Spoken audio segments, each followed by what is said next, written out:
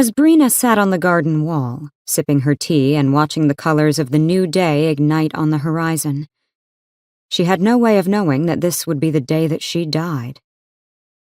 It was a day just like any other day, following the same rhythms and patterns. Breakfast, then lunch. She cleaned the kitchen and swept the floors.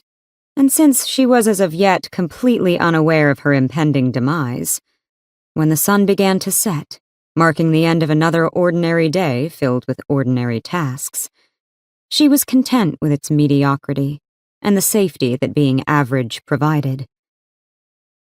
The sky had already turned dark when Brina finally set down her quill.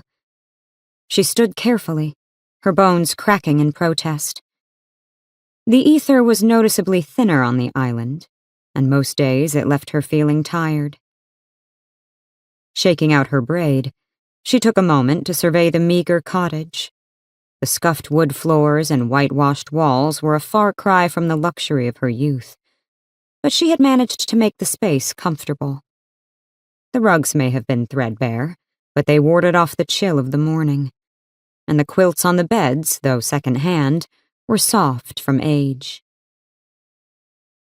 The little garden beyond the open window was just beginning to bloom, and sprays of snowdrops and irises blanketed the ground outside. In this small, isolated town on the western coast of the island of Tempris, a cottage with its own garden was a rarity. Most of the villages in the region, though not lacking for space, were packed tightly together. The nights could be dangerous, especially when the gates were charging.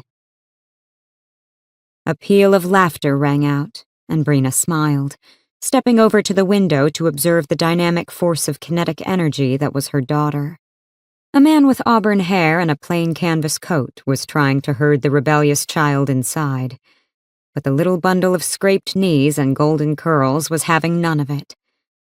She kept darting in between his outstretched arms, disappearing and reappearing at will. First in front of him, her tongue sticking out in a playful taunt, then behind him with a barely suppressed giggle. Brina frowned.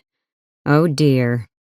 It seemed Corey's magic was progressing more quickly than they expected, which meant that even more of the girl's ether would need to be locked away. A familiar pang of guilt fluttered in her chest. Brina hated to do it, even if it was necessary. Until they could smuggle the girl through the Aeon Gate and into the mortal cities, they needed to stay hidden, and taking away Corey's magic was a small price to pay. The man still hadn't managed to capture the elusive child, so Brina called out in a forceful tone, "Corinna! It's time to come inside!"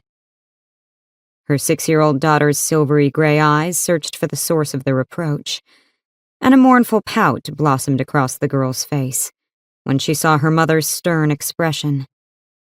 Surrendering, Corey allowed herself to be escorted inside the cottage.